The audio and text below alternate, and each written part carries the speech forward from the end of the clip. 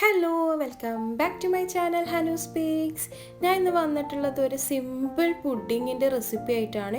Cost കുറവുള്ള അടിപൊളി pudding. ഇതിൽ നമ്മൾ ജലാറ്റിൻ ചേർത്തിട്ടില്ല, ചൈന ഗ്രാസ് ചേർത്തിട്ടില്ല, അതുപോലെ നമ്മൾ മിൽക്ക് മെയ്ഡ് പോലും ഇതിൽ ചേർത്തിട്ടില്ല. കണ്ടില്ലേ, അടിപൊളി പുഡിങ് ആണ്. നിങ്ങൾക്ക് എല്ലാവർക്കും ഇഷ്ടവും. ഞാൻ ഇതൊരു പപ്പായ വെച്ചിട്ട് ചെയ്തൊരു പുഡിങ് ആണ്. എനിക്ക് പപ്പായ കണ്ടപ്പോൾ തോന്നിയൊരു ഐഡിയ ആയിരുന്നു. അപ്പോൾ ഞാനതൊന്ന് പരീക്ഷിച്ച് നോക്കി. പരീക്ഷണം എന്തായാലും അടിപൊളി സക്സസ് ആയിട്ടുണ്ട്.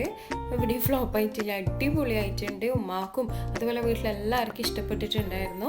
ഇതാ കണ്ടില്ലേ, അടിപൊളി സ്വീറ്റ് പുഡിംഗ് ആണ്. ക്രീമി ടെക്സ്ചർ തന്നെ കിട്ടിയിട്ടുണ്ട്. അപ്പം നമുക്കിതിൻ്റെ ഇൻഗ്രീഡിയൻസ് എന്തൊക്കെയാണെന്ന് നമുക്ക് നോക്കാം.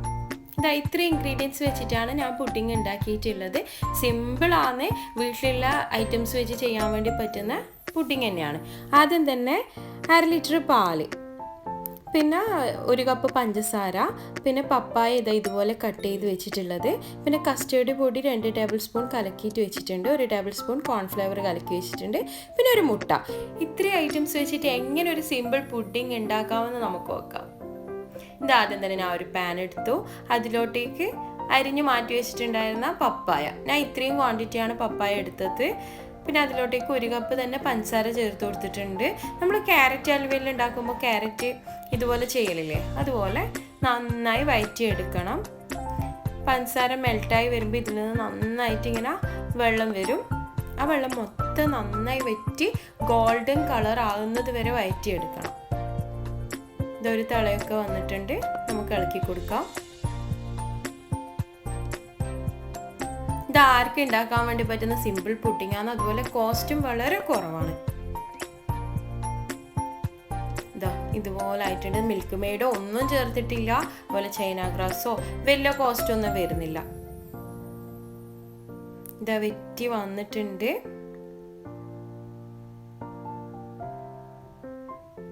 ഇതാ വെള്ളമൊക്കെ പോയി. ഇനി നമുക്ക് എന്ത് ചെയ്ത് ഓഫ് ചെയ്ത് ഒന്ന് കൂളാവാൻ വേണ്ടിയിട്ട് വെക്കാം, മാറ്റി വെക്കാം. ഇനി അടുത്തതായി പാല് ബോയിൽ ചെയ്തെടുക്കാം. ഒരു പാൻ വെച്ച് അതിലോട്ടേക്ക് പാൽ ഒഴിച്ച് ബോയിലാക്കി എടുക്കാൻ. തിളച്ച് വരുന്നുണ്ട്.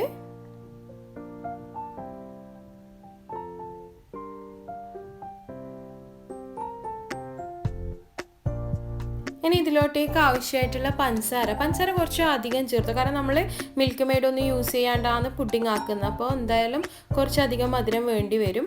ഞാൻ ഒരു 1/4 കപ്പ് പഞ്ചസാര ഇതിലോട്ടേക്ക് ചേർത്തിട്ടുണ്ട്. നന്നായി ഇളക്കി കൊടുക്കുക.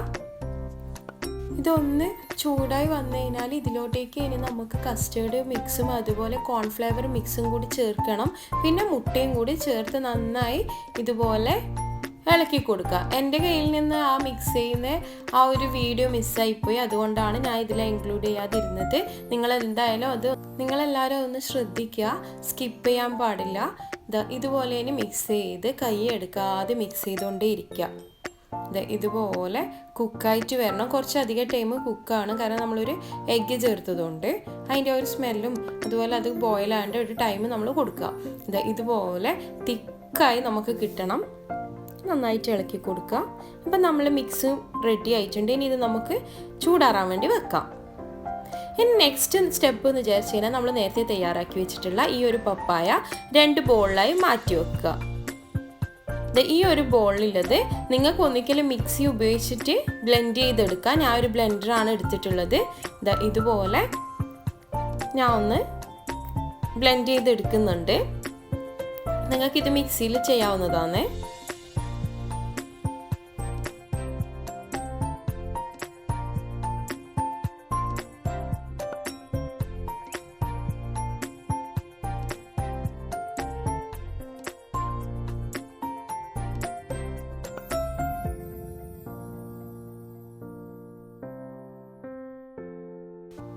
ഇതുപോലത്തെ ഒരു ടെക്സ്ചറാണ് നമുക്ക് വേണ്ടത്. നിങ്ങൾക്ക് മിക്സിയിൽ ഒന്ന് ബ്ലെൻഡ് ചെയ്തെടുക്കാവുന്നതേ ഉള്ളൂ.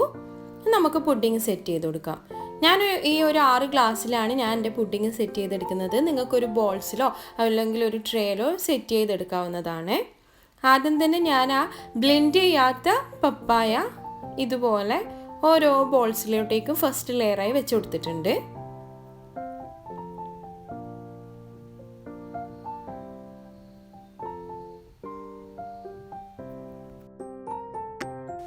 ഇനി സെക്കൻഡ് ലെയറായിട്ട് നമ്മൾ കൊടുക്കാൻ പോകുന്നത് പുഡിംഗ് മിക്സ്ചറാണ്. എല്ലാ ബോൾസിലും കുറച്ച് കുറച്ചായിട്ട് ഒഴിച്ചു കൊടുക്കുക.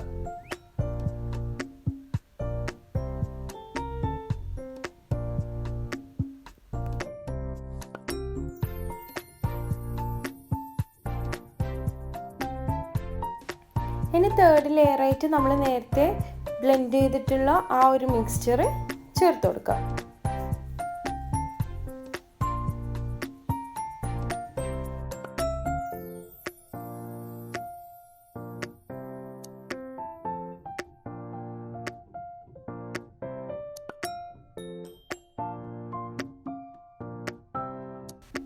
എല്ലാ ബോൾസിലാക്കിയതിന് ശേഷം പിന്നെ നമ്മൾ മിക്സ്ചർ ഇതിൻ്റെ മുകളിലോട്ടേക്കായിട്ട് കവർ ചെയ്യുന്ന രീതിയിൽ ഒഴിച്ചു കൊടുക്കുക.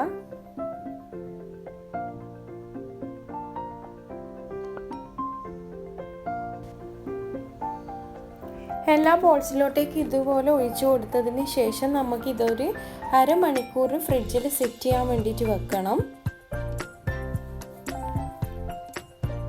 ഇതുപോലെ എല്ലാത്തിലും ഒഴിച്ചു കൊടുത്തിട്ടുണ്ട്. ഇനി നമുക്കിത് എന്ത് ചെയ്യാം, ഫ്രിഡ്ജിലോട്ടേക്ക് സെറ്റ് ചെയ്യാൻ വേണ്ടി വെക്കാം.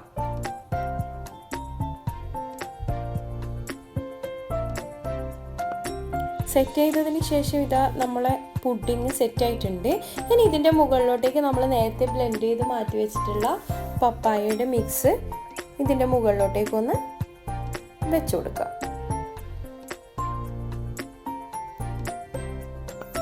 നിങ്ങൾക്ക് ഇതുപോലെ പപ്പായ മാത്രമല്ല ക്യാരറ്റും ചെയ്യാം, അതുപോലെ പൈനാപ്പിൾ ചെയ്യാം, പാഷൻ ഫ്രൂട്ട് ചെയ്യാം. ഇതേപോലെ ചെയ്തതിന് അടിപൊളിയായിരിക്കും. നല്ല അടിപൊളി റെസിപ്പി തന്നെയാണ്. സ്ട്രോബെറി ഇതൊക്കെ നമുക്ക് ഇതുപോലെ ചെയ്തെടുക്കാൻ വേണ്ടി പറ്റുന്നതേ ഉള്ളൂ. ഇതൊരു സിമ്പിൾ കോസ്റ്റ്ലി അല്ലാത്തൊരു പുഡിങ് തന്നെയാണ്. ഞാൻ വീട്ടിലുണ്ടായ പപ്പായ ഉപയോഗിച്ചിട്ടാണ് ചെയ്തിട്ടുണ്ടായിരുന്നത്. അപ്പോൾ നമ്മൾ പുഡിങ് ഇനി ഇതൊരു 2 മണിക്കൂർ ഫ്രിഡ്ജിൽ സെറ്റ് ചെയ്യാൻ വേണ്ടി വെക്കാം.